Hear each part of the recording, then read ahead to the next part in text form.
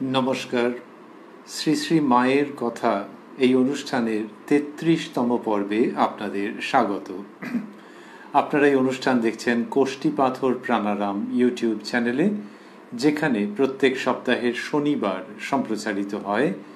এই অনুষ্ঠানটি শুরুর সময় থাকে সন্ধে ৬টা, আর প্রাণারাম বাংলা ইউটিউব চ্যানেলে সপ্তাহের প্রত্যেক দিন সম্প্রচারিত হয় কথায় কথায় কথামৃত। শুরুর সময় থাকে রাত্রি ৯টা। শ্রী শ্রী মায়ের কথা অনুষ্ঠানে ওই একই নামের যে বিখ্যাত গ্রন্থটি আছে, অর্থাৎ শ্রী শ্রী মায়ের কথা, যেখানে জননী শারদামণির অপূর্ব অনেকগুলি স্মৃতিকথা সন্নিবেশিত হয়েছে, সেই গ্রন্থটিকে অবলম্বন করে আমরা অগ্রসর হচ্ছি এবং শুনছি মায়ের অমৃত কথা। রয়েছি প্রথম যে স্মৃতিকথাটি শ্রীমতী সরজুবালার লিখিত, সেটির মধ্যে গত শনিবারে আমরা যতটা শুনেছিলাম, তারপরে নতুন একটি দিনের প্রসঙ্গ আসছে, সেটি আজকে আমরা শ্রবণ করব, সেইখানে প্রবেশ করব যুগপৎ ঠাকুর শ্রীরামকৃষ্ণ ও মা শারদাকে স্মরণ করে। ওং জননীং শারদাং দেবীং রামকৃষ্ণং জগদ্গুরুং পাদপদ্মে তয়ো শ্রিত্বা প্রণমামি মুহুর্মুহু। 18ই ভাদ্র 1325। মা জপের আসনে বসে আছেন। আরতি হয়ে গেছে। রাধুর স্বামীর জন্য মাংস রেঁধে এনেছিলুম। রাধুকে ডেকে তেতলায় তার ঘরে রেখে আসতে বললেন।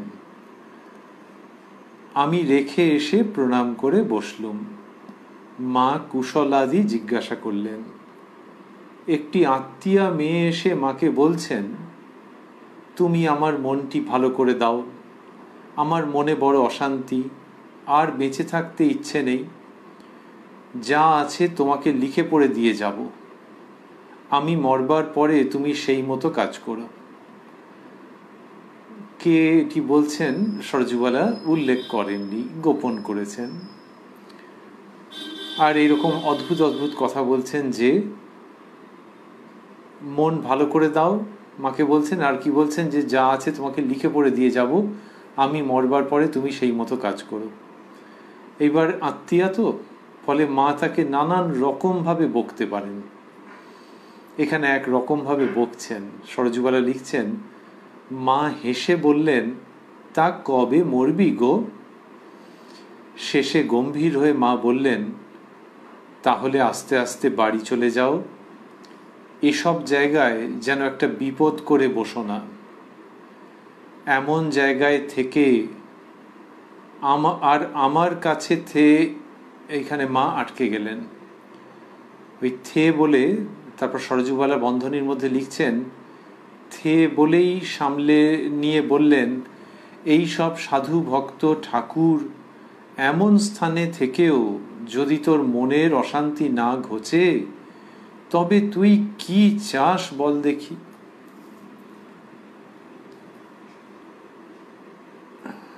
তো মা বলছেন যে এখানে একটা ওরকম কাণ্ড করে বসো না, একটা বিপদ করে বসো না। আর বললেন, এমন জায়গায় থেকে আর আমার কাছে এইসব সাধু ভক্ত ঠাকুর এমন স্থানে থেকেও যদি তোর মনের অশান্তি না ঘোচে, তবে তুই কি চাস বল দেখি। কি জীবন তুই পেয়েছিস বল দেখি। কোনো ঝঞ্ঝাট নেই। এ জন্মটা যে কিনে নিয়ে যেতে পারতিস, এ স্থান যখন চিনবি একদিন যখন অভাব হবে, তবে এখন বুঝলিনি। তোর পাপ মন তাই শান্তি পাসনে। কাজকর্ম না করে বসে থেকে থেকে মাথা গরম হয়ে উঠেছে। একটা ভালো চিন্তা কি তোর কিছু করতে নেই? কি অশুদ্ধ মন গো। এইরকম ভাবে মা বলছেন, এতটা কঠোর বাক্য বলছেন কারণ দুটো। একটা হচ্ছে যে ওই মাকে ওরকম ভাবে বলেছেন তো, যে এর বিনিময়ে ওইটা, আর একটা হচ্ছে যে বলছেন আর বেঁচে থাকতে ইচ্ছা নেই, তাতে মায়ের কষ্ট হচ্ছে যে কি এমন হয়েছে যে বেঁচে থাকতে ইচ্ছে নেই। তাহলে তিনি যন্ত্রণা পাচ্ছেন মা, এবং যার মনের মধ্যে এরকম একটা প্রবণতা, অন্তত মুখে তো বলছে এরকম, সেই প্রবণতাটাকে নিবৃত্ত করবার জন্যে উত্তম মধ্যম দিচ্ছেন খুব বাচিকভাবে, এবং বললেন যে এমন জায়গায় থেকে আর আমার কাছে তাহলে শ্রী শ্রী মায়ের কাছে থেকেও তার মনের মধ্যে এরকম অশান্তি, সেটা বলতে গিয়ে প্রত্যাহার করে নিলেন, নিয়ে বললেন যেটি সেটিও গুরুত্বপূর্ণ, এই সব সাধু ভক্ত ঠাকুর এমন স্থানে থেকেও যদি তোর মনের অশান্তি না ঘোচে, তবে তুই কি চাস বল দেখি, এরকম বলছেন। আর বললেন এই জীবনে কি জীবন তুই পেয়েছিস বল দেখি, কোনো ঝঞ্ঝাট নেই, এই জন্মটা যে কিনে নিয়ে যেতে পারতিস। এই যে কোনো ঝঞ্ঝাট নেই, সেটা মা বলছেন। তো আমরা তো তার বিশদ বুঝতে পারছি না কার কথা বলছেন, কিন্তু অনুমানে বুঝলাম হয়তো আমরা যে কোনো ঝঞ্ঝাট নেই, আলাদা করে কোনো চিন্তা ভাবনা নেই। আরেকটি হচ্ছে যে ওই মায়ের সান্নিধ্যে, তো একটু আগে বলতে গিয়ে যেটা আটকে গেলেন বা বললেন না, প্রত্যাহার করে নিলেন, তাই যখন বলছেন কি জীবন তুই পেয়েছিস বল দেখি, তার মধ্যে ওটা থাকছে যে মায়ের কাছে রয়েছেন। তো এই জন্মটা যে কিনে নিয়ে যেতে পারতিস, এই স্থান যখন চিনবি একদিন, যখন অভাব হবে তবে এখন বুঝলিনি। মা খুব কষ্ট পাচ্ছেন যে এরকম হইচই করছে এবং এরকম একটা চূড়ান্ত কথা বলছে, এগুলো কেউ বলে? তোর পাপ মন তাই শান্তি পাস নে, কাজকর্ম না করে বসে থেকে থেকে মাথা গরম হয়ে উঠেছে, একটা ভালো চিন্তা কি তোর কিছু করতে নেই? কি অশুদ্ধ মন গো। এরকম ভাবে মা বললেন। তো এই যে এতটা বহিঃপ্রকাশ হচ্ছে, এতটা প্রতিক্রিয়া হচ্ছে, এইটা মায়ের ঠিক স্বভাবের মধ্যে নেই।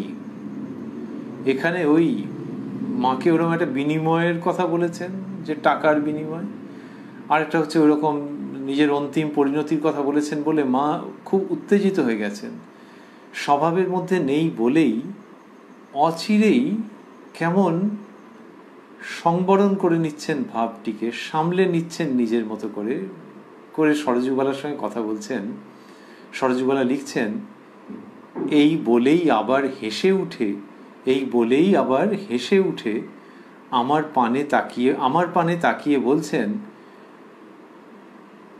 কি ঠাকুরের লীলা মা দেখছো, মায়ের বংশটি আমার কেমন দিয়েছেন,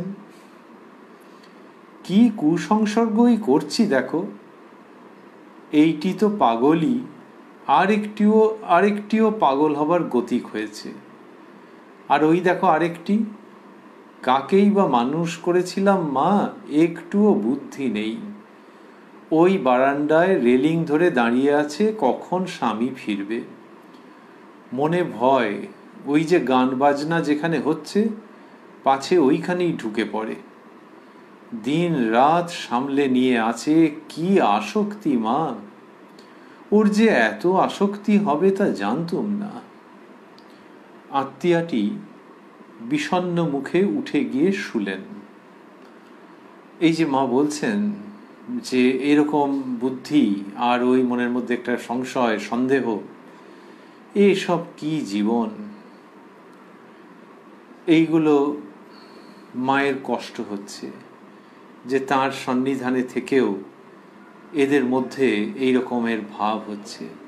আর বললেন, কি ঠাকুরের লীলা মা দেখছো, বললেন মায়ের বংশটি কেমন দিয়ে, তাহলে এই ঠাকুর সব কিরকম সব দিয়েছেন দেখো দেখিনি, এদেরকে নিয়ে এই অবস্থা। এখানে দুটি জিনিস পাচ্ছি আমরা। একটি হচ্ছে যে ওই যিনি বলছেন মনে শান্তি নেই, মা তাকে একেবারে ইন নো আনসার্টেন টার্মস, পরিষ্কারভাবে যাকে বলা হয় সেইভাবে বলছেন যে এতেও যদি মনে শান্তি না থাকে, তাহলে শ্রী শ্রী মা তো স্বয়ং শান্তির অনন্ত গভীর আধার, তো তার কাছে বাস করে যদি শান্তি না থাকে তাহলে কি করে থাকবে? অতএব মনকে বোঝাও। অন্যভাবে ভাবতে গেলে যে মায়ের কাছে আরো থাকো, মায়ের শ্রীমুখের বাণী শোনো, কত দূর দূর থেকে মানুষ কত রকমের অশান্তি নিয়ে আসছে, মায়ের কাছে এসে শান্ত হয়ে যাচ্ছে। মা যে একটা অলৌকিক কিছু সমাধান করছেন তা নয়, কিন্তু ইনি তো শান্তির স্বরূপিনী। তো তার কাছে গেলে শান্তি আসবে না? যেমন সমুদ্রের কাছে গেলে গায়ে ঠান্ডা হাওয়া লাগে, তখন তুমি সমুদ্রে নেমেছো নাকি? ওই উপস্থিতি মাত্র, সান্নিধ্য মাত্র, নৈকট্য মাত্র ওটি হচ্ছে। তো মায়ের কাছে থাকলে সেটা হবে তো। কোথায় ছুটে ছুটে যাচ্ছ আর অশান্তি অশান্তি করে এসব বলছো, শুনতে ভালো লাগছে না। এখানে এসে কারোর অশান্তি হয়? এটি একটি দিক। আরেকটি দিক হচ্ছে যে কাদের নিয়ে শ্রী শ্রী মা রয়েছেন, ওই রকমভাবে এসে মাকে বলছেন একজন যে সব লেখাপড়া করে দেবো, তুমি আমার মনটা শান্ত করে দাও। আরেকজন প্রিয় পাত্রী, তিনি বারান্দায় ওরকম দাঁড়িয়ে রয়েছেন যে স্বামী কখন আসবে, স্বামী বুঝি ওই খারাপ জায়গায় চলে গেল, ওই বুক দূর দূর করছে, সারাক্ষণ আশঙ্কা। তার মানে সেই রকম একটা অস্থিরতার মধ্যে রয়েছেন যিনি। এদেরকে নিয়ে মা রয়েছেন। আমরা রয়েছি 18ই ভাদ্র 1325 কথায়। এটি হচ্ছে ইংরেজির 4 সেপ্টেম্বর 1918, 4 সেপ্টেম্বর 1918। এই যে সময়টি আমরা পাচ্ছি, এই সময় দেখছি মা এই সময় কোথায়? মা উদ্বোধনে নিজের বাড়িতে, মায়ের বাড়িতে। আমরা দেখছি যে মা যে রয়েছেন, সব সাধুরা রয়েছেন। তো শারদানন্দজি মহারাজ রয়েছেন, এর আগে আমরা পেয়েছি কপিল মহারাজ, বিলাস মহারাজ, বিশ্বেশ্বরানন্দজি, আরও কত সাধু, হয়তো ব্রহ্মচারী মহারাজরাও রয়েছেন, জানি না তো আমরা। কিন্তু এইসব সাধু সন্ন্যাসী রয়েছেন। ভক্তরা আসছেন যাচ্ছেন, ভক্তরা হয়তো নিচের তলায় মহারাজের সঙ্গে কথা বলছেন, আর ওপরের তলায় মা এরকম একটা টার্বুলেন্ট অ্যাটমসফিয়ারের মধ্যে জীবন যাপন করছেন। এরকম একটা অশান্ত অবস্থা। অশান্ত কিসে? ওই ওদের দিক থেকে, ওই যে বলছেন যে শান্তি পাচ্ছেন না, শান্তি পাচ্ছেন না। এমনিতে মা পরমেশ্বরী, অন্যেরাও কি সেই রকমভাবে সারাক্ষণ জপ ধ্যান নিয়ে থাকবেন? তাই কখনো সম্ভব? তার আত্মীয়া হলেও সাধারণ মানুষ, তারা এইভাবে যদি ভাবা যায় বা দেখা যায়, তাদের মধ্যে অনেক রকমের থাকবে ক্ষোভ, আক্ষেপ, অশান্তি। কিন্তু মা শারদার জীবনে যে চূড়ান্ত দেখতে পাওয়া যায়, সেইটা সচরাচর কিন্তু গৃহী মানুষের জীবনে ঘটে না। মায়ের জীবনী যারা পড়েছেন তারাই জানেন। সেই রকম অশান্তি, আর অশান্তি অশান্তির মতো থাকলে তো একরকম, কিন্তু মায়ের উপরে তার ঘাত প্রতিঘাত এসে পড়ছে। যারা সেই ঘাত প্রতিঘাতগুলো নিয়ে আসছেন, তারা যে মাকে দেবী বলে বুঝছেন তা তো একেবারেই মনে হয় না। আর তাদের দোষই বা দেওয়া যায় কি করে? সমসাময়িক কালে কি সবাই চিনতে পারে? ফলে তারা সামাজিক যে সম্পর্ক, পারিবারিক যে সম্পর্ক, সেখান থেকে নানান রকমের অভাব, অভিযোগ, আপত্তি এইসব করছেন। সেগুলো এত জটিল, এত তীব্র যে এক এক সময় প্রায়ই মনে হতে পারে যে সংসারে এতটা থাকে না সাধারণত। আর সেইটার মধ্যে যিনি রয়েছেন, তিনি আবার সাধুদের আশ্রয়স্থল। আক্ষরিকভাবে নিচের তলায় সাধুরা রয়েছেন, তারা জানেন ওপরে মা আছেন, মা জগদম্বা স্বয়ং, যাকে ভগবান শ্রীরামকৃষ্ণ পুজো করেছেন। স্বামী বিবেকানন্দ যার সম্পর্কে ওই রকম উচ্চ কথা বলেছেন। দোতলায় যদি একটি মন্দির থাকে আর একতলায় যদি সাধু বাস করেন, চমৎকার তো। কিন্তু ওই মন্দিরে যে জীবন্ত দেবী, তাকে এইগুলো সামলাতে হচ্ছে। তাতে কি আক্ষেপ আছে নাকি? না। সেই জীবন্ত দেবী এই লীলা করছেন। উনি বললেন যে ঠাকুর কিভাবে লীলা করছেন, মা দেখো তো। কিন্তু জীবন্ত দেবী যেভাবে লীলা করছেন, তার মধ্যে দিয়ে দৃষ্টান্ত রাখছেন যে এই রকম অশান্তির মধ্যে থেকেও হৃদয়ে শান্তির ভাব বজায় রাখা যায়। আচ্ছা, শ্রী শ্রী মা যেটা পাচ্ছেন সেটা সবাই পারবেন তা কেন? কিন্তু তারা এটা দেখাচ্ছেন তো যে এটা হয়। শ্রীরামকৃষ্ণের যে সাধন জীবন, সেটা তো ওই জন্যই, নাহলে শ্রীরামকৃষ্ণের সাধনের কি প্রয়োজন? উনি যে বলছেন দিন রাত কোথা দিয়ে চলে যেত, বুঝতে পারতুম না, ইত্যাদি নানান রকম, সেটা কি শুধু ওনার নিজের জীবনের কাহিনী বলবার জন্যে? সেটা মানুষের কাছে দৃষ্টান্ত যে এই রকম ঈশ্বরের জন্য তীব্র অনুরাগ হয়, সেটা ভাবতে হয়, সেটাকে উপলব্ধি করার চেষ্টা করতে হয়, সেটাকে অনুসরণ করতে হয়।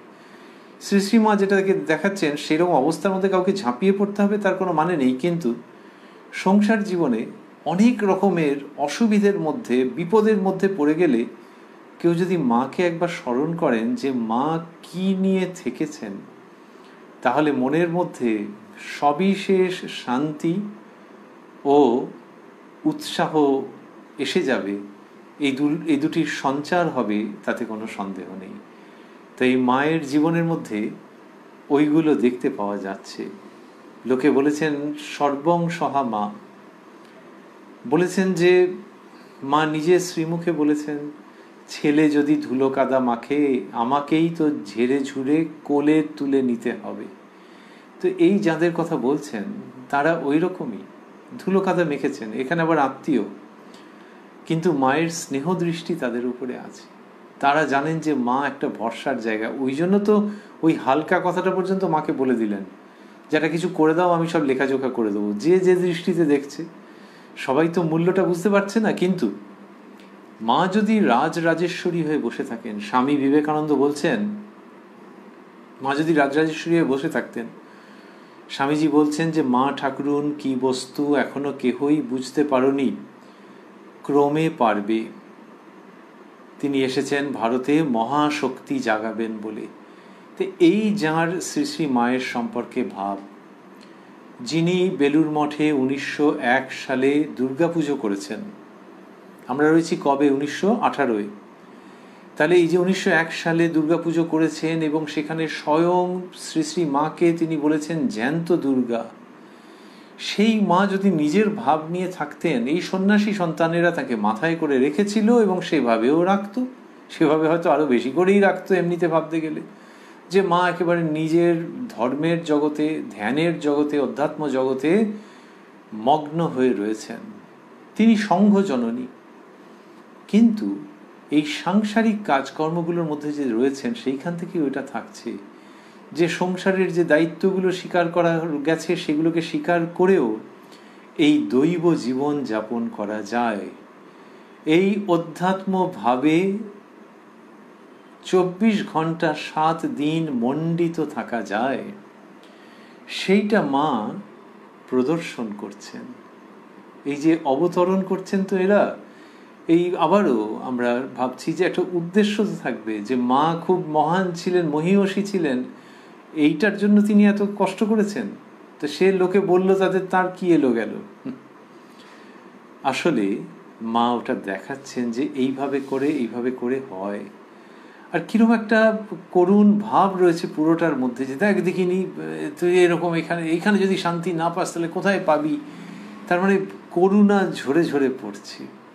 তাহলে করুণা ঝরে ঝরে পড়ছে এই সংসার, তার বিক্ষেপ, তার অভিঘাত, এই সমস্ত কিছুকে নিয়ে মা জীবন যাপন করছেন এবং সেটি ঈশ্বরীয় জীবন যাপন করা। এই যে বলা হয়েছে যে অদ্বৈত জ্ঞান আঁচলে বেঁধে যা ইচ্ছা করো, অদ্বৈত জ্ঞান, দ্বৈত, অদ্বৈত এগুলো বলে তো নানান রকম হয়। তো ঠাকুর যে ভাবের কথা বলছেন সেটা মায়ের জীবনে মূর্ত রূপে প্রকাশিত, যে জীবনের যেটি পরম প্রাপ্য বস্তু সেটাকে আঁচলে বেঁধে রেখে তারপরে সংসারে থাকো, কোনো অসুবিধা নেই। তো মায়ের সেইটা আঁচলে বেঁধে রাখছেন কে? জগদীশ্বরী। তাহলে আমরা ভাবছি আবারও যে জগদীশ্বরী কিন্তু মানবী রূপে এটা দেখাচ্ছেন, তার সাধনার কথা বলছেন। কোথায়? একটু বাদেই আমরা পাবো। সরযুবালা লিখলেন যে আত্মীয়াটি বিষণ্ণ মুখে উঠে গিয়ে শুলেন। আমরা অনুমান করতেই পারি যে তার মনের উপরে এটার প্রভাব তো পড়ল, মনের উপরে এই প্রভাব পড়ল, এবং সেটা যে তার জীবনে কিভাবে ফলপ্রসূ হচ্ছে আমরা তো সেই সংবাদ জানি না। এইবার উনি প্রস্থান করবার পরেই মা কথা বলছেন। সরযুবালা লিখছেন মা, কত সৌভাগ্যে মা এই জন্ম, খুব করে ভগবানকে ডেকে যাও। খাটতে হয়, না খাটলে কি কিছু হয়? সংসারে কাজকর্মের মধ্যেও একটি সময় করে নিতে হয়। আমার কথা কি বলবো মা, আমি তখন দক্ষিণেশ্বরে রাত 3টের সময় উঠে জপে বসতুম।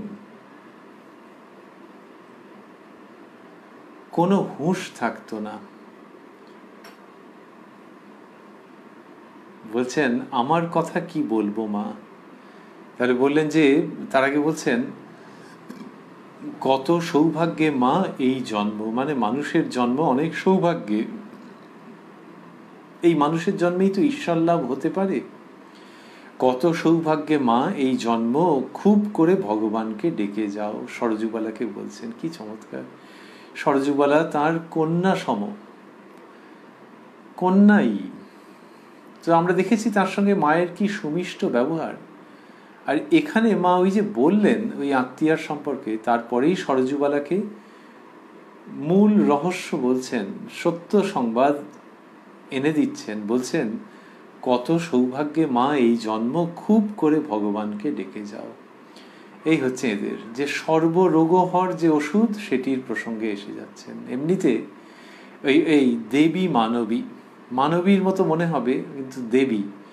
এমনিতে ওই সব প্রসঙ্গ উঠলে কি হয়, সাধারণত মানুষে ওই সমালোচনাটাই চলতে থাকে যে ও এরম এরম করেছে, এ কবেকার এরকম স্বভাব, আর সেদিনকে অমুককে এই বললো তমুককে তাই করলো, করে ওটা সমালোচনার ঢালু পথে গড়িয়ে যায় পারস্পরিক আলোচনায়। মা কিন্তু বলছেন কত সৌভাগ্যে মা এই জন্ম, খুব করে ভগবানকে ডেকে যাও। খাটতে হয়, না খাটলে কি কিছু হয়।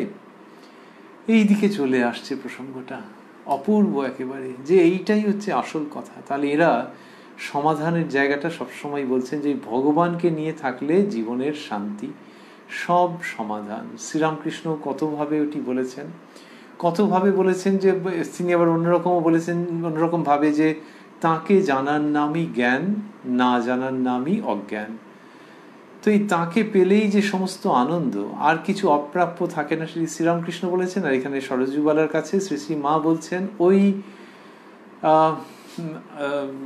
আনফর্চুনেট যে রিলেটিভ, তার প্রসঙ্গ বলে, আত্মীয়াটির প্রসঙ্গ বলে, যে খুব করে ভগবানকে ডেকে যাও। খাটতে হয়, না খাটলে কি কিছু হয়, তার মানে সাধনা করতে হয় ভগবানের জন্য। সংসারে কাজকর্মের মধ্যেও একটি সময় করে নিতে হয় বলে ওই নিজের জীবনের কথা বলছেন। আমার কথা কি বলবো মা, আমি তখন দক্ষিণেশ্বরে রাত 3টের সময় উঠে জপে বসতুম। এই শ্রীরামকৃষ্ণ বলতেন নিজের সাধন জীবনের কথা, ওই একই, যে শুধু নিজের কথা বলে নয়, ওটা বলছেন যে এরকম হয়, হতে পারে, হতে হবে যতটা পারবে। আমি তখন দক্ষিণেশ্বরে রাত 3টের সময় উঠে জপে বসতুম। কোনো হুঁশ থাকতো না। একদিন জ্যোৎস্না রাতে নবতে সিঁড়ির পাশে বসে জপ করছি, চারিদিক নিস্তব্ধ। তাহলে নহবতে সিঁড়ির নিচে, মানে নহবতের পেছন দিক দিয়ে গেলে দেখা যাবে ওপরে উঠবার সিঁড়ি, ওই সিঁড়ির পাশে কোথাও কোনো একটি স্থানে মা বসে জপ করছেন। একদিন জ্যোৎস্না রাতে নবতে সিঁড়ির পাশে বসে জপ করছি, চারিদিক নিস্তব্ধ।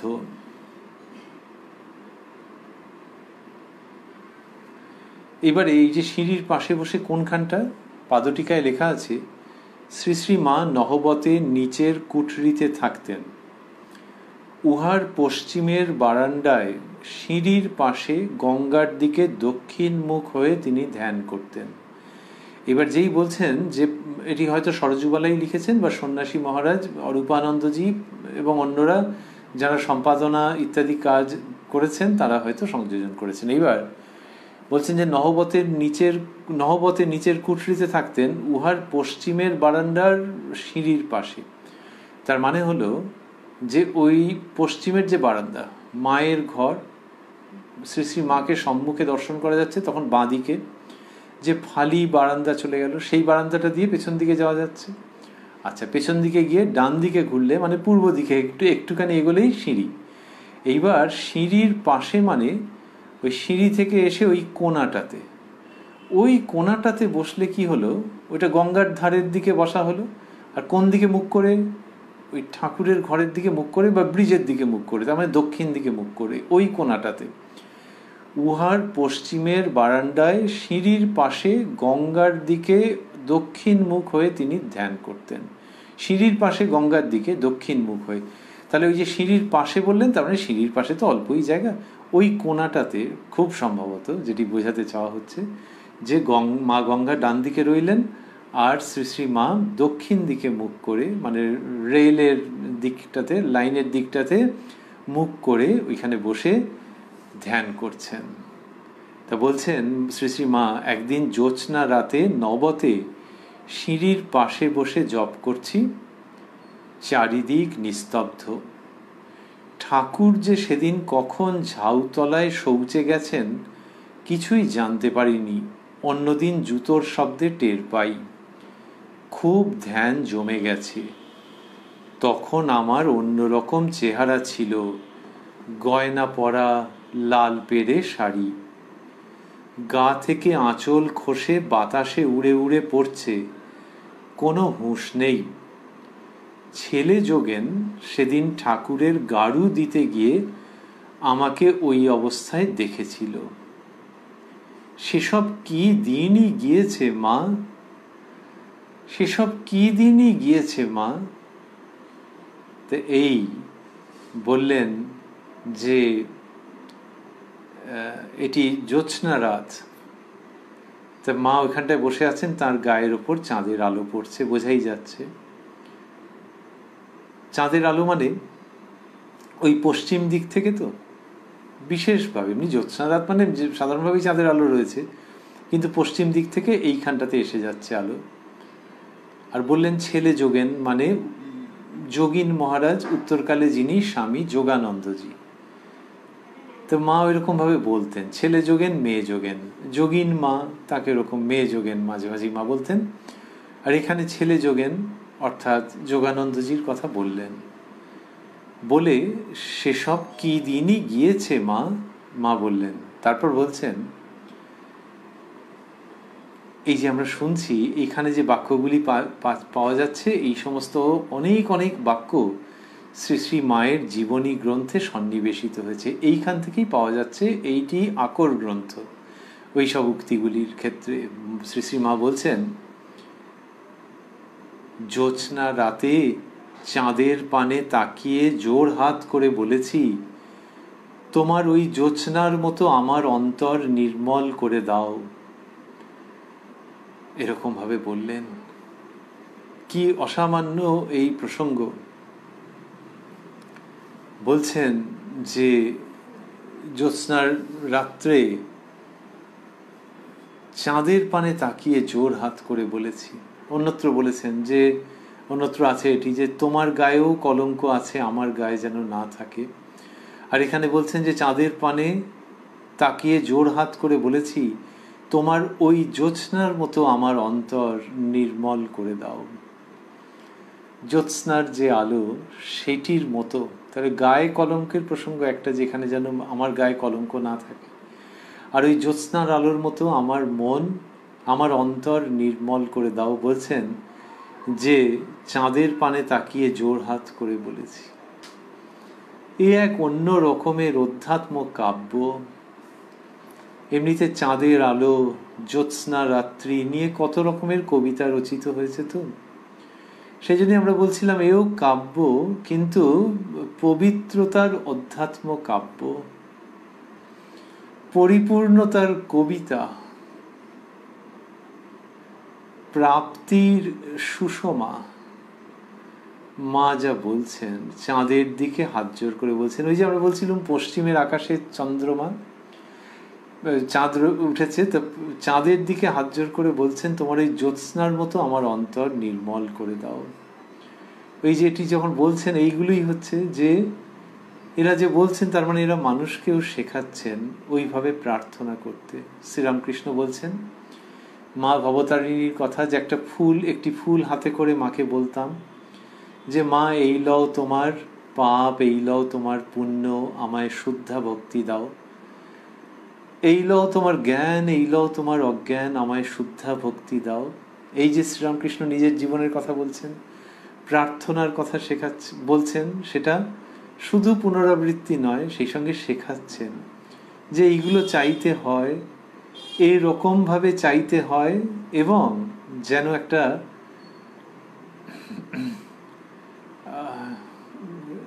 অসাধারণ নির্ভেজাল প্রতিশ্রুতি থাকছে। সে প্রতিশ্রুতি হচ্ছে যে এরমভাবে চাইলে পাওয়া যায়। অনেক সময় লোকে তো বলে যে এটা চেয়ে দেখ না, মনে মনে জানছে পাবে না, কিন্তু এখানে ওইটা রয়েছে যে এরমভাবে চাইলে পাওয়া যাবে, তার কাছে এরমভাবেই চাও। শ্রীরামকৃষ্ণ যেরকম বলেছেন, মাও তার মতো করে বলছেন, এবং এখানেও ওই কাব্য সুষমা আসছে। কি অপূর্ব যে চাঁদের দিকে তাকিয়ে মা হাত জোর করে বলছেন। এমনিতে একজন পল্লী রমণী, মায়ের তো বেশভূষা সেই রকমই, আর শীর্ণ দেহ। এটি 1918 তিনি বলছেন তো, আর ওটি দক্ষিণেশ্বরের সময়। সেই সময় উনি বলছেন যে অন্য রকম ছিল, যে তখন আমার অন্যরকম চেহারা ছিল, গয়না পরা, লাল পেরে শাড়ি। তাহলে এখন শ্রী শ্রী মায়ের শীর্ণ দেহ, আর তখন ওই রকম গয়না পরা, লাল পেরে শাড়ি। এবারে বৈচিত্র্য আছে, কন্ট্রাস্ট আছে। বৈপরীত্য অনেক সময় বলা হয়, কন্ট্রাস্ট ফুটছে বেশ। কি ফুটছে? ওই যে গয়না পরা, লাল পেরে শাড়ি যার, তিনি কি চাইছেন? মা এইসব কথা উল্লেখ করছেন তো লৌকিক অ্যাঙ্গেলগুলো চলে আসছে, লৌকিক দৃষ্টিকোণগুলো চলে আসছে। যিনি লাল পেরে শাড়ি পরছেন, তার মানে তখনকার দিনে যদি ভাবা যায় যে হ্যাঁ বেশ একজন গৃহবধূ যেরকম পরে থাকেন, আবার গয়না পরা আছে, তাহলে তিনি কি চাইতে পারেন, সাংসারিক দিক দিয়ে কি চাইতে পারেন, সেটা কি নতুন করে বলার অপেক্ষা রাখে? সাংসারিক সুখ, নিজের এবং আত্মীয় স্বজনের সকলের যেন সমৃদ্ধি হয়, এইরকম। আর ইনি গয়না পরা, লাল পেরে শাড়ির সারদা রূপিণী যে দেবী, তিনি হাত জোর করছেন চাঁদের কাছে আর বলছেন, তোমার ওই জ্যোৎস্নার মতো আমার অন্তর নির্মল করে দাও। এ তো অন্য রকমের কাব্য, তাই না? সংসার জীবন আর অধ্যাত্ম জীবনের মাঝখানে এ এক অপূর্ব রাজ্য, অচিন রাজ্য, কিন্তু চিনে নেওয়ার জন্য যেন এরা তৈরি করে দিচ্ছেন যে এই অচিন রাজ্য। এমনিতে দেখবে চেনা চেনা নয়, এমন কি হয়? সেই দিক দিয়ে অচিন, কিন্তু চিনে নিতে হবে গো। এই সংসার জীবন থেকে ওই দৈবী জীবনের দিকে যাওয়ার সময়। দৈবী জীবন মানে কি সন্ন্যাস জীবন? দৈবী জীবন মানে দৈবী জীবন, ইন্দ্রিয়াতীত জীবন। যিনি আনুষ্ঠানিকভাবে কোন একটি আশ্রমে আছেন, তার ক্ষেত্রেও তো যে ওই জগতের মধ্যে সম্পূর্ণরূপে লীন হয়ে যাওয়া। ঠাকুরের সন্তানেরা কতভাবে শিখিয়েছেন তো, যে মনকে পবিত্র করতে হয়। শ্রীরামকৃষ্ণ বলছেন যে তার অদ্বৈত সাধনার গুরু শ্রীমৎ তোতাপুরীজি শিখিয়েছিলেন তাকে যে ঘটি রোজ মাজতে হয়। তার মানে এই সাধনাটা তো রয়েছে। তো সেই জন্য যিনি আশ্রমের মধ্যে রয়েছেন, যিনি অন্যত্র আছেন, সংসারে আছেন, সকলের জন্য যে এই জীবন থেকে ওই জীবন আর মাঝখানে যেন একটা অচিন রাজ্য আছে। সেই অচিন রাজ্যে একজন লাল পেরে শাড়ি আর গয়না পরে ওই ছোট্ট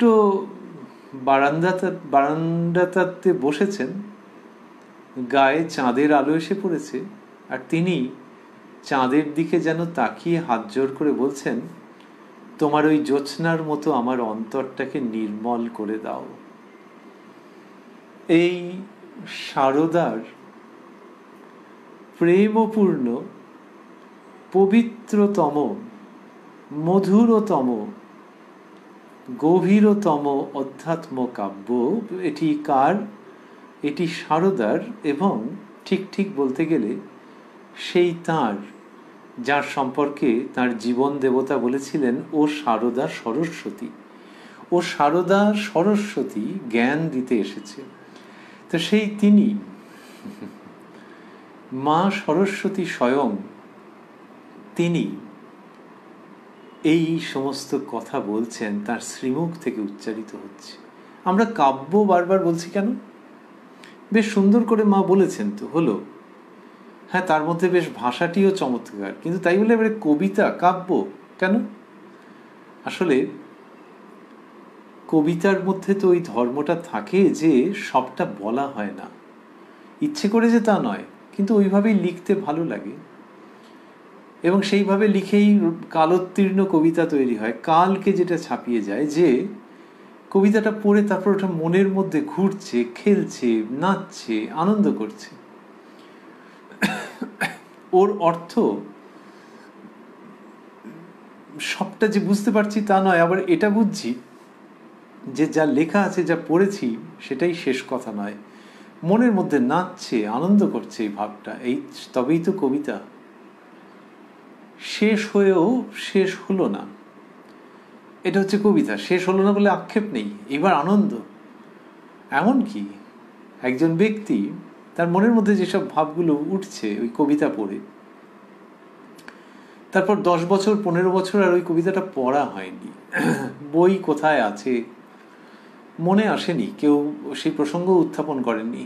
তারপরে যখন হঠাৎ একদিন সেই কবিতাটা মনে এলো, অদ্ভুত ব্যাপার, আবারও আনন্দ, মনের মধ্যে ঢেউ খেলছে, উথাল পাথাল করছে। কিন্তু 10-15 বছর আগে যে ভাবগুলো, এগুলো সেরকম নয়, এগুলো নতুন নতুন ভাব আসছে। এই হচ্ছে কালোত্তীর্ণ কবিতা। শ্রী শ্রী মা যা বলছেন তার মধ্যে ওই সবটা ওখানে শেষ হয়ে যাচ্ছে না। নহবতে তার ঘরের পাশের ছোট বারান্দা, ওদিকে দরমার বেড়া দেওয়া থাকতো, একটা বদ্ধ জায়গা, কনফাইন্ড প্লেস, কিন্তু সেইখানের প্রেক্ষিতে শ্রী শ্রী মা যা বলছেন তার ওই অকথিত কাব্য সুষমা অনন্তকে আলিঙ্গন করে রয়েছে। মা যখন বলছেন যে চাঁদের দিকে তাকিয়ে হাত জোর করে প্রার্থনা যে তোমার মতো অন্তরকে, আহা, এই কথাটা শুধু উচ্চারিত হলে, পঠিত হলে মোটেও শেষ হয়ে যাচ্ছে না। আরো এই জন্যে যে যিনি ভালোবেসে পড়ছেন, আনন্দ করে পড়ছেন, শুনছেন, তিনি যত নিজের অন্তরের দিক থেকে এটিকে ভাববেন, সবসময় কি চাঁদের দিকে হাত জোর করে প্রার্থনা করতে হবে তা নয়, কিন্তু ওই সত্য স্বরূপ যিনি, তাকে তুমি যেভাবে বলো, তার একটা স্বর্গীয় জ্যোৎস্না আছে, একটা অপার্থিব জ্যোৎস্না আছে, যাকে ভালোবাসা যায়, যার সঙ্গে মনের কথা কওয়া যায়, যার কাছে প্রার্থনা করতে আনন্দ আছে, সেই তার কাছেই প্রার্থনা করা, যে মনটা যেন একেবারে নির্মল হয়ে যায়। এইটা যত কেউ মনের মধ্যে ভাবতে থাকবেন, তত ওই সারদা কাব্যের আরো নতুন নতুন পাপড়ি ফুটে উঠবে তার মনের মধ্যে। শতদল পুষ্প বলা হয়, এ তো সহস্র কোটি পুষ্প, কোটি পাপড়ি দল মা সারদা যা উচ্চারণ করছেন, সেই কুসুম কাব্য সেটি বিকশিত হবে যত একজন অন্তর জগতে ডুব দেবেন। সেই জন্যে এই কাব্য অন্য কাব্যের সঙ্গে শুধু তুলনীয়তা নয়, সারদা সরস্বতীর শ্রীমুখ থেকে নিঃসৃত হয়ে এটি কাব্য জগতে একটি পরাকাষ্ঠার মতো, একটি আদর্শের মতো, একটি দিগদর্শী উচ্চারণের মতো মা সেটির কথা বলছেন এবং শেখাচ্ছেন। বলছেন, তোমার ওই জ্যোৎস্নার মতো আমার অন্তর নির্মল করে দাও। আবারও আমরা ভাবছি যে ওই গৃহবধূ, তিনি চাইছেন চাঁদের কাছে যে যাতে অন্তর নির্মল হয়ে যায়। বললেন, তারপরে শ্রী শ্রী মা বলছেন, জপ ধ্যান করতে করতে দেখবে, তারপরে সরজুবালা বন্ধনীর মধ্যে লিখছেন ঠাকুরকে দেখিয়ে, জপ ধ্যান করতে করতে দেখবে উনি কথা কবেন, মনে যে বাসনাটি হবে তক্ষুনি পূর্ণ করে দেবেন, কি শান্তি প্রাণে আসবে। আহা, তখন কি মনই ছিল আমার, ওই যে বললেন মনে যে বাসনাটি হবে তক্ষুনি পূর্ণ করে দেবেন, এটার মানে এলোমেলো বাসনা নয়। কি করে জানলাম এলোমেলো বাসনা নয়? ওই যে বলছেন যে জপ ধ্যান করতে করতে দেখবে উনি কথা কবেন, তাহলে উনি যখন কথা কবেন তখন মনের মধ্যে আর এলোমেলো বাসনা উঠবে না। তো মা ওইরকম ভাবে বললেন যে উনি কথা কবেন, মনে যে বাসনাটি হবে, সেই বাসনা মানে শুদ্ধ সাত্ত্বিক বাসনা। তবে হ্যাঁ, অনেক তপস্যা করে যা না পাওয়া যায়, উনি যখন মনের মধ্যে কথা বলবেন তখন দেখবে সেগুলো সব উনি দিয়ে দেবেন। উনি কথা কবেন, মনে যে বাসনাটি হবে তক্ষুনি পূর্ণ করে দেবেন, কি শান্তি প্রাণে আসবে। তাই সেই বাসনাগুলো কি, এখন কি করে বলা যাবে? কিন্তু সাধক সাধিকার প্রকার ভেদে, প্রকৃতি ভেদে নানান রকমের বাসনা হতে পারে। কারুর হয়তো রূপ দর্শনের বাসনা আছে, বিভিন্ন দেবদেবীর রূপ দর্শনের বাসনা আছে, কারুর নিরাকারের দিকে, সেটাকে বাসনা বললে বাসনা, মা সেই অর্থেই কি সুন্দর করে বোঝাচ্ছেন। কারো অন্য রকমের কিছু থাকতে পারে, কারোর হয়তো বিশেষ একটি তীর্থে যাওয়ার বাসনা আছে কিন্তু কখনো উদ্যোগী হওয়া হয়নি। এই নানান রকমের শুদ্ধ সাত্ত্বিক বিভিন্ন রকমের বাসনা হতে পারে। তা মা বলছেন যখন যেটা উঠবে তখন তিনি সব পূর্ণ করে দেবেন। উনি কথা কবেন, মনে যে বাসনাটি হবে তক্ষুনি পূর্ণ করে দেবেন, কি শান্তি প্রাণে আসবে। এটি বললেন, বলছেন যে জপ ধ্যান করতে করতে দেখবে উনি কথা কবেন, মনে যে বাসনাটি হবে তক্ষুনি পূর্ণ করে দেবেন, কি শান্তি প্রাণে আসবে, তখন ওইরকম শান্তি আসবে। এই যে বললেন জপ ধ্যান করতে করতে দেখবে উনি কথা কবেন, উনিটি কে? ওই বললেন ঠাকুরকে দেখিয়ে এটা বললেন। এই যে ঠাকুরকে দেখিয়ে বলছেন যে উনি কথা কবেন, আচ্ছা এটা কিরকম হলো? এরকম ভাবে যে বলছেন,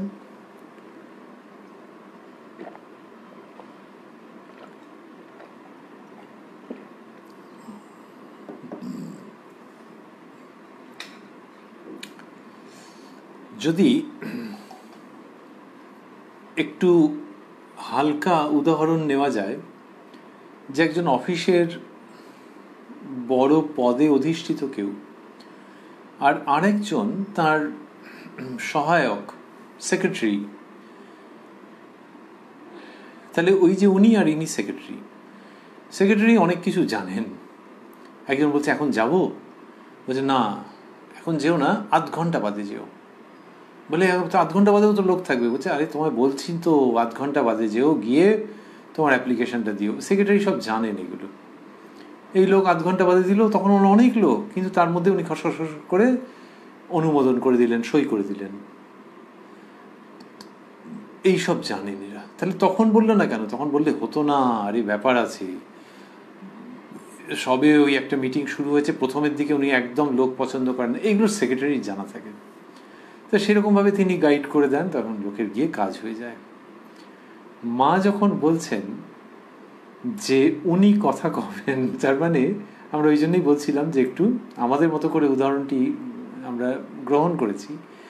তার মানে মা সব জানেন, ঠাকুরের সম্পর্কে সব জানেন, যে জপ ধ্যান করতে করতে এটা হবে, উনি কথা কবেন, শুধু দেখা দেবেন না, কথা কবেন। ঠাকুর বলছেন যে ঈশ্বরের সঙ্গে আলাপ করা যায়। তো এই যে উনি বলছেন যে কেউ দেখেছে, কেউ শুনেছে, কেউ দেখেছে দুধ, কেউ শুনেছে, কেউ দেখেছে, কেউ খেয়েছে। ঈশ্বরের কথাও কেউ শুনেছে, কেউ উপলব্ধি করেছে, কেউ তার সঙ্গে আলাপ করেছে। শ্রী শ্রী মা বলছেন যে উনি কথা কবেন, তার মানে মা সবটা জানেন। তো মা সবটা জানেন ঠাকুরের সম্পর্কে, এটাতে অবাক হওয়ার কি আছে? আছে অবাক হওয়ার একটু। তার কারণ এটা তো আর এমন নয় যে ঠাকুর দক্ষিণেশ্বরে রয়েছেন আর মা একজনকে বলছেন যে বাছা তুমি আর 15 একটু বাদে যেও, একটু বেলাটা পড়ুক তারপরে যেও, এই সময় যেও না, এইরকম তো নয়। এটা হচ্ছে যে শ্রীরামকৃষ্ণ তো স্থূল দেহে অবস্থিত নেই, আর ওই জপ ধ্যান করতে করতে নাকি তিনি অন্তরে কথা কবেন, এইটা বলছেন মা। তাই আমরা সেক্রেটারি শব্দটা বলেছিলাম, আসলে এখানে হচ্ছে যে এরা অভেদ সত্তা। ঠাকুর ও মা অভেদ, মা তার শ্রীমুখে বিভিন্ন সময়ে সেটি ঘোষণা করেছেন, স্বীকার করেছেন। সেই জন্যই মা এটা বলতে পারেন, নাহলে কেউ বলতে পারেন যেরকম অন্তরে থেকে তিনি কথা কবেন? এটি একটি দিক। আরেকটি দিক হচ্ছে যে এমনিতে একটা সাংসারিক সম্পর্কের মতো তো, ওই যে মা বললেন যে নবতে সিঁড়ির পাশে বসে জব করেছি, এ করেছি, তাদের বিয়ে হয়েছে কামারপুকুরে। শ্রী শ্রী মা তখন তার 5 বছর বয়স, কোন মাস কি বৃত্তান্ত কিচ্ছু মনে নেই। পরে যখন সব মহিলারা জিজ্ঞেস করতেন, স্ত্রী ভক্তেরা, মা বলতেন যে খেজুরের সময় বিয়ে হয়েছিল। এইরকম অবস্থা। কিন্তু লৌকিক অর্থে বিবাহ, তখন তো ওরকম কম বয়সে বেশি এজ ডিফারেন্সে হতো। লৌকিক অর্থে তো অবশ্যই বিবাহ, বিয়ের সব নানান নিয়ম কানুন সব হয়েছে। কিন্তু মা যখন বলছেন সরজুবালাকে, যে ঠাকুরকে দেখিয়ে বলছেন উনি কথা কবেন, তার মানে হচ্ছে যে উনি রয়েছেন। এই থাকাটা কিরকম ভাবে? এই থাকাটা যেরকম ভাবে সেটা খেজুরের সময়তেও থাকা। ওদের ওই দাম্পত্য জীবনটা বাইরের দিক থেকে, আসলে হচ্ছে শিবশক্তির মিলন, দৈবী আবির্ভাব যুগল সত্তায়। সেই জন্যই বলছেন না এরকম যে ঠাকুর আশীর্বাদ করবেন, বললেন উনি কথা কবেন। তাহলে যিনি কথা কন তিনি তাহলে সূক্ষ্ম দেহে রয়েছেন। এই অবতার লীলা শ্রী শ্রী মা সেটি বলে দিলেন। বলে দিলেন মানে যে গোপন করে রেখেছিলেন বলবো না, ওরকম নয়, স্বাভাবিকভাবে প্রসঙ্গটা এলো। কিন্তু একটি বিরল মুহূর্ত। মা যে সবসময় এরকম ভাবে বলেন তা তো নয়। তাই উনি কথা কবেন এটা বলে দিলেন। আর আমরা বলছিলাম সেক্রেটারি, স দিয়ে আরেকটা শব্দ আছে, এই দন্তস্ব তালবস্ব দিয়ে, স দিয়ে সেই শব্দটা হচ্ছে শক্তি। শ্রীরামকৃষ্ণ বলছেন ও কি যে সে, ও আমার শক্তি। যথাগ্নের দাহিকা শক্তি রামকৃষ্ণে স্থিতা হিয়া সর্ববিদ্যা স্বরূপাং তাং শারদাং প্রণমাম্যহম। তো যথাগ্নের দাহিকা শক্তি, তো শ্রীরামকৃষ্ণের শক্তি।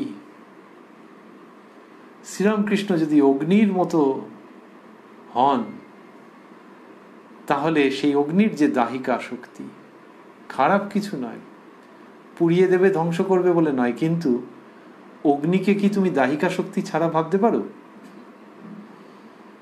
অগ্নি দিয়ে একটা বালতি ভর্তি হয়ে গেল জলের মতো, কি সব উল্টোপাল্টা।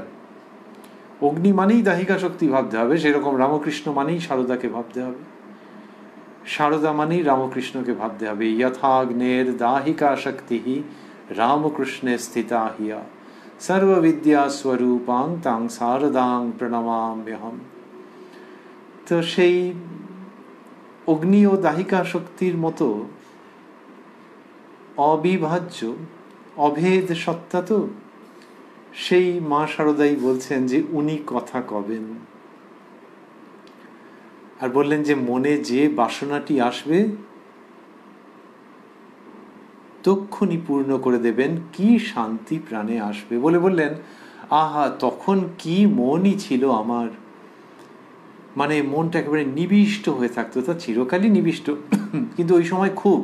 সে শ্রীরামকৃষ্ণ তো বলতেন তার সাধন জীবনের কথা, যে দিব্যোন্মাদ অবস্থা গেছে, দিন রাত কোথা দিয়ে যেত, কোনো হুঁশ থাকতো না। মা বলছেন আহা, তখন কি মনই ছিল আমার। বৃন্দে একদিন আমার সামনে একটি কাঁসি গড়িয়ে দিলে, বৃন্দে মানে পরিচারিকা, গড়িয়ে দিলে মানে ঠেলা মেরে দিয়েছে। বৃন্দে একদিন আমার সামনে একটি কাঁসি গড়িয়ে দিলে, গড়িয়ের পর সরজুবালা বন্ধনীর মধ্যে লিখছেন ঠেলা মেরে, আমার বুকের মধ্যে যেন এসে লাগলো। বন্ধনীর মধ্যে দেওয়া আছে মা নবতে ধ্যানস্থা ছিলেন, তাই শব্দটা যেন বজ্রের মতো লেগেছিল, কেঁদে ফেলেছিলেন। এই কথা বলছেন। বলে বলছেন যে তার মানে ওই মন এত নিবিষ্ট হয়ে আছে, তো তখন একটা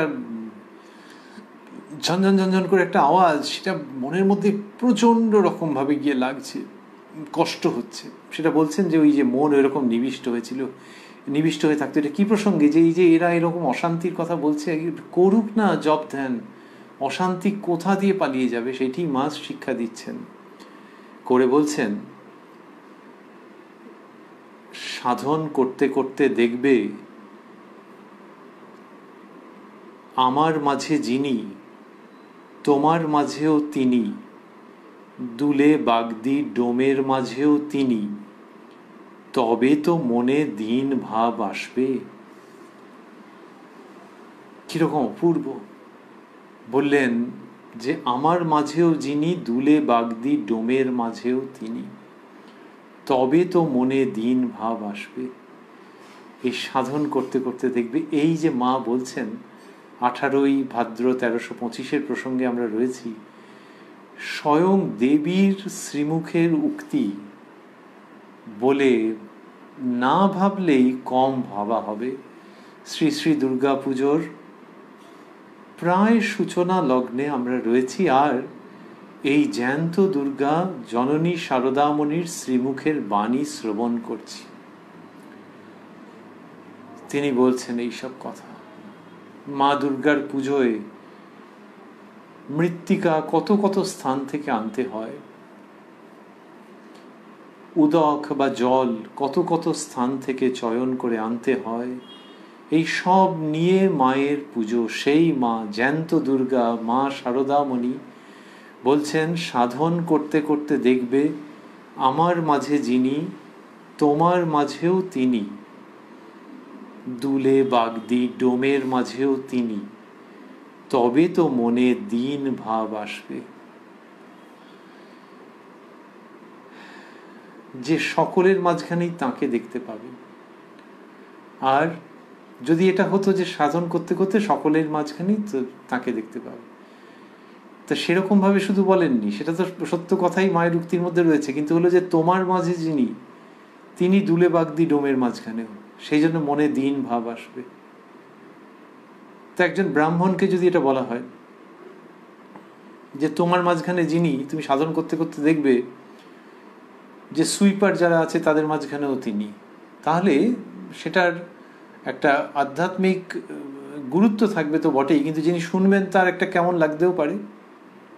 তো মা তো তাই বললেন না, শুধু সেটুকুনি বলেননি। কি বলেছেন? প্রথমে বলেছেন আমার মাঝে যিনি, তোমার মাঝেও তিনি, দুলে বাগদি ডোমের মাঝেও তিনি। নিজেকে নিয়ে বলছেন। ওই জয়রাম বাটির বাড়ুজ্যে বাড়ির বন্দ্যোপাধ্যায় পরিবারের শারদামণি, তার বাবা নিষ্ঠাবান ব্রাহ্মণ, ঠাকুরের বাবা নিষ্ঠাবান ব্রাহ্মণ, মা নিষ্ঠাবতী, দুজনেরই। শারদামণি এই কথা বলছেন যখন, আমরা মেলাতে গেলে এক এক সময় থই পাই না, আবার ভাবি যে না, সবটাই ঠিক আছে। এই দৈবী লীলা কি অপূর্ব কন্ট্রাস্ট তার মধ্যে, যে ওই ব্রাহ্মণের ঘরের যিনি, বিয়ে হয়ে কামার পুকুরে স্বামীর ঘর, শ্বশুরের ঘর সব হলো, আর তাঁরই শ্রীমুখ থেকে এটি নির্গত হচ্ছে যে আমার মাঝে যিনি, তোমার মাঝেও তিনি, দুলে বাগদি ডোমের মাঝেও তিনি। তখন বোঝা যাচ্ছে বৈকুণ্ঠ হতে লক্ষ্মী এলো পৃথিবীর এই মাটিতে, জয়রাম বাটিতে, এবং এই লক্ষ্মী ঘরে ঘরে শ্রী প্রদান করবেন, বর্ষণ করবেন। এবং সেটা ওই পয়সা কড়ি ছুঁড়ে ছুঁড়ে দেওয়া, ছিটিয়ে দেওয়া নয়। পয়সা কড়ি তো চিরকাল থাকে না, এই আছে এই নেই। কারোর যদি পয়সা কড়ি ঠিক থাকে, কোনো ক্ষতি না হয়, তাহলে শেষ পর্যন্ত কি থাকবে? পরজন্ম সেখানে কি নিয়ে যেতে পারবে? তাহলে প্রকৃত শ্রী কোনটি, সেটি তিনিই দিচ্ছেন, যিনি বৈকুণ্ঠ থেকে আবির্ভূত হয়েছেন। বৈকুণ্ঠ হতে লক্ষ্মী এলো, এই লক্ষ্মী থরে থরে সম্পদ বিতরণ করছেন। বৈকুণ্ঠ হতে লক্ষ্মী এলো পৃথিবীর এই মাটিতে, জয়রাম বাটিতে। তিনিই বলছেন আমার মাঝে যিনি, তোমার মাঝেও তিনি, দুলে বাগদি ডোমের মাঝেও তিনি। দুলে বাগদি ডোমের মধ্যেও তিনি শ্রী বিতরণ করছেন, আধ্যাত্মিক শ্রী, সমৃদ্ধি, সম্পদ, সিদ্ধি বিতরণ করছেন আমাদের মা লক্ষ্মী জননী শারদামণি। এই কথা তিনি বলছেন এবং নিজেকে নিয়ে যে বলছেন, এই অপূর্ব উচ্চতায় এই বাণী ঝকমক ঝকমক করছে। এবং বললেন যে সাধন করতে করতে দেখবে। অন্যদিক থেকে দেখতে গেলে যে যদি মনের মধ্যে এই ভাবটি না আসে, তাহলে বুঝতে হবে যে এখনো সাধনের সিদ্ধিলাভ থেকে সেই ব্যক্তি দূরে অবস্থান করছেন। সিদ্ধিলাভ এখনো হয়নি, দূরে আছে। শ্রীরামকৃষ্ণ বলতেন যে সিদ্ধ হলে নরম হয়, মানে ধর্মপথে কেউ সিদ্ধ হলে তার অন্তঃকরণ ওই রকম কোমল হয়ে যায়। শ্রীরামকৃষ্ণ বলছেন সিদ্ধ হলে নরম হয়। আর শ্রী শ্রী মা বলছেন এইটি অদ্ভুত সাজুজ্য, অভেদত্ব। ওই মা বললেন যে তবে তো মনে দিন ভাব আসবে। তার মানে হলো অন্যদিক থেকে দেখতে গেলে যে সাধন করছে, কিন্তু যদি এইটা না এসে থাকে তাহলে এখনো সাধনের পথ যেতে বাকি আছে। এইসব কথা মা বলছেন। বলতে বলতে বললেন, ওই আগে যে আত্মীয়া যিনি ওরকম ভাবে অনুযোগ করছিলেন তার কথা একটু আসছে। ওর কথা কি বলবো মা, জয়রামবাটিতে ডোমেরা বিড়ে পাকিয়ে দিয়েছে, ঘরে দিতে এসেছে। বিড়ে মানে ওই মাথার উপর একটা স্ট্যান্ড মতো করা হয়, যে খড় দিয়ে কাপড় দিয়ে গোল মতো করে, যে যার উপরে কোনো পাত্র রাখা যাবে। জয়রামবাটিতে ডোমেরা বিড়ে পাকিয়ে দিয়েছে, ঘরে দিতে এসেছে। আমি বললুম ওইখানকে রাখো। তা তারা কত সাবধান হয়ে রেখে গেল। সাবধান মানে ব্রাহ্মণের বাড়িতে তো। ও বলে কি না, ওই ছোঁয়া গেল, ওসব ফেলে দাও। এই বলে তাদের গালাগাল। তোরা ডোম হয়ে কোন সাহসে এমন করে রাখতে যাস? তারা তো ভয়ে মরে। আমি তখন বলি তোদের কিছু হবে না, কোনো ভয় নেই। আবার তাদের মুড়ি খেতে পয়সা দিই। এমন মন ওর। এটা একটা মনের থেকে কষ্ট হচ্ছে যে মনটা তার এরকম সংকুচিত, সেটা মা বলছেন। কিন্তু এখানেও ওই ডোমেদের প্রতি ওই ভাবটা, এই যে ইনি এরকম বলেছেন তার আগেই শ্রীশ্রীমা বলছেন, তার আগের প্রসঙ্গই, যে তারা কত সাবধান হয়ে রেখে গেল। আমি বললাম ওইখানকে রাখো। ওইখানকে রাখো মানে ঘরের মধ্যেই হয়তো বা কাছাকাছি কোথাও, যে যেখানে তারা ঢুকতে সংকোচ করে। কিন্তু মা ওইরকম বলেছেন ওইখানকে রাখো, মানে কোনো ভেদাভেদের ব্যাপার মনের মধ্যে নেই। তারা কত সাবধান হয়ে রেখে গেল। তার মানে মায়ের ওই ভাব তাদের প্রতি, সেটি এখানে প্রকাশিত হচ্ছে। আর যে কিনা ওটা নিতে পারছে না মায়ের এত কাছে থেকে, সেই তার জন্য ভেবে মনের মধ্যে বড্ড ছটফটানি হচ্ছে। আবার মা তার সাধন জীবনের প্রসঙ্গ ছুঁয়ে বলছেন, রাত 3টের সময় উঠে আমার ওই দিকের বারান্দায় বসে জপ করুক না, দেখি কেমন মনে শান্তি না আসে। ওই আমার ওই দিকের মানে বন্ধনীর মধ্যে দেওয়া আছে উত্তরের। তো মা বলছেন যে উত্তরের বারান্দায় বসে জপ করুক না।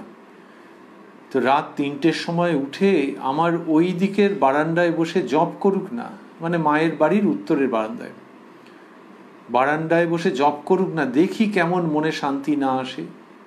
তো ওই মায়ের যে স্বভাব ছিল সেটির স্মরণেই যেন বলছেন, তা তো করবে না, কেবল অশান্তি অশান্তি। কিসের অশান্তি তোর?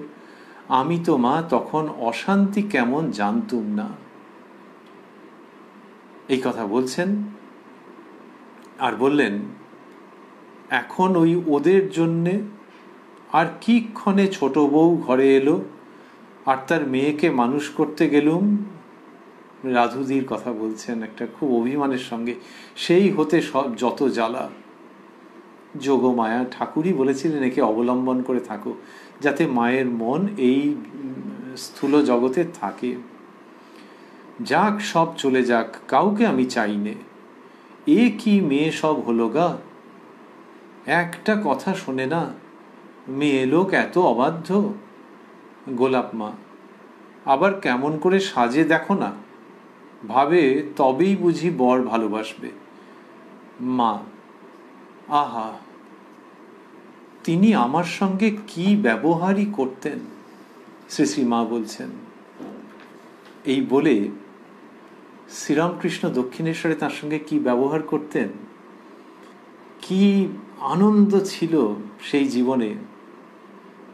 অর্থ কিছু ছিলই না বলতে গেলে, মা বলবেন সেগুলো, যে কি আনন্দ ছিল, অবিচ্ছিন্ন নিরবচ্ছিন্ন আনন্দ। সেই সমস্ত প্রসঙ্গ যে মা বলবেন, আজকে প্রায় 1 ঘন্টা তো অনুষ্ঠান, আমরা তার মধ্যে কি করে ঢুকি।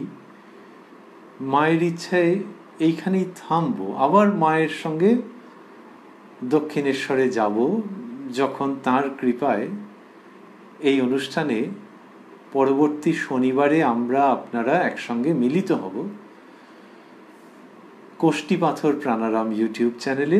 এই অনুষ্ঠানটিতে, শ্রী শ্রী মায়ের কথা অনুষ্ঠানটিতে, যেটি প্রত্যেক সপ্তাহের শনিবার সম্প্রচারিত হয়। শুরুর সময় থাকে সন্ধে 6টা। আর প্রাণারাম বাংলা ইউটিউব চ্যানেলে সপ্তাহের প্রত্যেক দিন সম্প্রচারিত হয় কথায় কথায় কথামৃত। শুরুর সময় থাকে রাত্রি 9টা।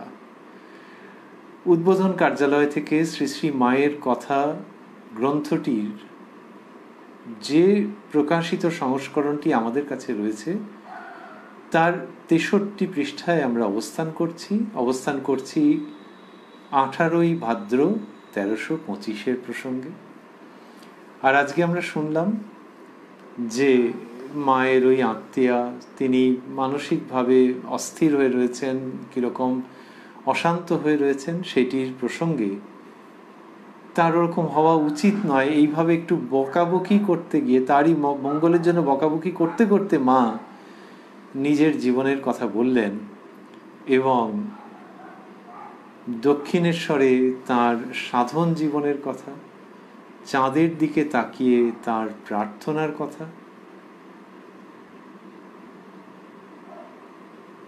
জপ ধ্যান করলে ঠাকুর কথা কবেন সেই প্রসঙ্গটির কথা, সাধন করতে করতে তথাকথিত উচ্চ নীচ সকলের মধ্যে সেই তাঁকেই দেখা যাবে যিনি কিনা মায়ের মধ্যে রয়েছেন, সেই প্রসঙ্গ। আর বললেন যে রাত 3টের সময় উঠে বারান্দায় বসে জপ করুক না, দেখি কেমন মনে শান্তি না আসে। এইসব প্রসঙ্গ আমরা শ্রবণ করতে করতে ভাবছি যে এই চিত্র, আমরা আগে কবিতার কথা বলেছি, আর সঙ্গে সঙ্গে এই চিত্রও চলে আসছে। তাহলে একটি চিত্র এবং তার সঙ্গে কবিতা, এইরকম আর কি। যেমন গান হয়, গানের সঙ্গে নৃত্য হয়, তো গানের তালের সঙ্গে সঙ্গে নৃত্যের ভঙ্গিমা যখন মিলেমিশে যায়, তখন কি অপূর্ব শোভা উৎপন্ন হয়। সেই রকমই দক্ষিণেশ্বরের চিত্র আর শ্রীমায়ের শ্রীমুখ থেকে উৎসারিত কাব্য মিলে এক অপূর্ব সুষমার সৃষ্টি করছে। এই চিত্রকাব্য আমরা মনের মধ্যে অনুধ্যান করতে থাকি আর ভাবতে থাকি, মায়ের কৃপায় যেন আমাদের আবারও দেখা হয় পরবর্তী সপ্তাহে ওই মা আর ওই ঠাকুরের অমৃত কথা শ্রবণ করবার জন্য। ওং জননীং শারদাং দেবীং রামকৃষ্ণং জগদ্গুরুং পাদপদ্মে তয়োশ্রিত্বা প্রণমামি মুহুর